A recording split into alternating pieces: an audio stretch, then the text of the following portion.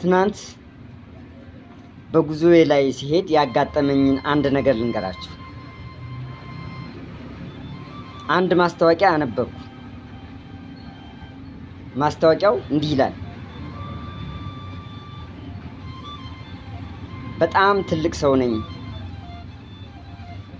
ዓይኔ በቅጡ ማየት አይችልም። መንገድ ላይ በምንቀሳቀስበት ሰዓት 50 ብር ጠፋኝ እና ያያችሁ ሰዎች ካላችሁ ቤቴ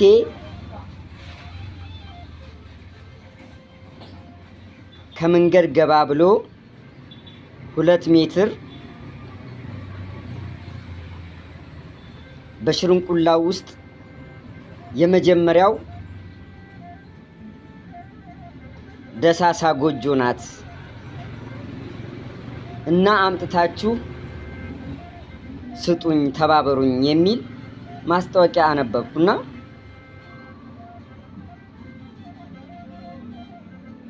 ከዛም ያው ለማየት ቀጥታ ወደ ተባልኩበት ቤት አመራው።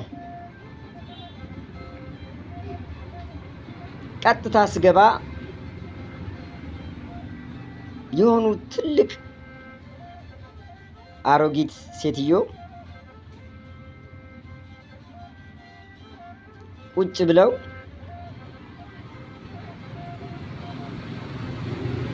እህል እያነፈሱ አገኘኋቸው።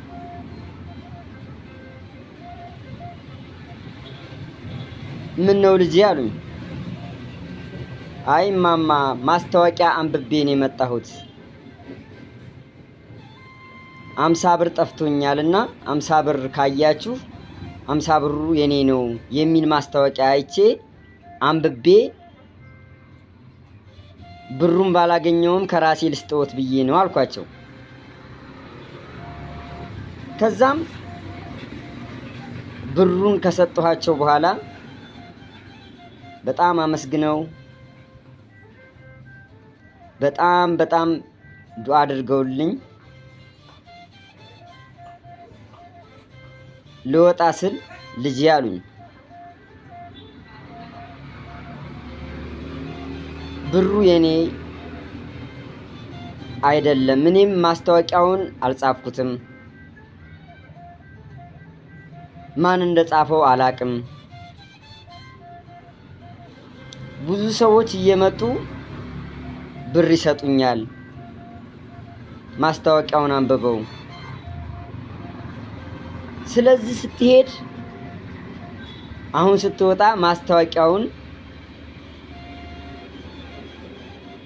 ቀደህ ጣለው ብለው ነገሩኝ።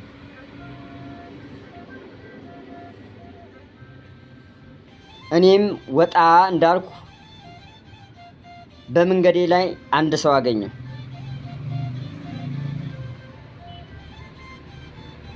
ወንድሜ አለኝ፣ ቤት ጠፍቶኝ ነው ብጠይቅህ ትነግረኛለህ አለኝ። ምን ችግር አለው ካወቅኩት እነግርሃለሁ አልኩት። አይ ብር 50 ብር ጠፍቶኝ ነው በሚል ማስታወቂያ አንብቤ በጣም ውስጤ ስለተነካ ውስጤ ስለተረበሸ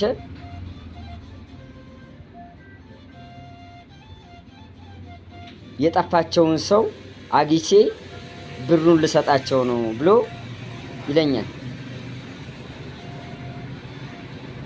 ከዛም በዚህ ግባ አልኩት፣ ሄደ።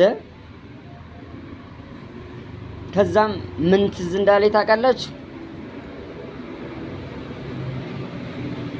ሰውን ለመርዳት ለሰው ቅን ለመሆን ሰውን ለመጉዳት መዓት ሀሳቦችን ከምናወጣ ከምናወርድ ይልቅ ሰውን ለመጥቀም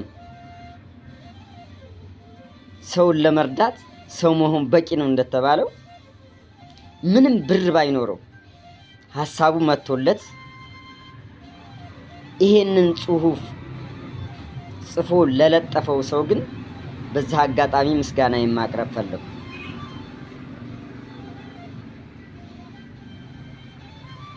ሰውን ለመርዳት በዚህ ልክ መጨነቅ መጠበብ በዚህ ዘመን አይቼም ሰምቼም አላቅምና በጣም ስላስገረመኝ ነው ይሄን ታሪክ የነገርኳችሁ። ለማንኛውም መልካም ውሎ፣ መልካም የጥምቀት በዓል ይሁንላችሁ ጓደኞቼ። አመሰግናለሁ። ቻው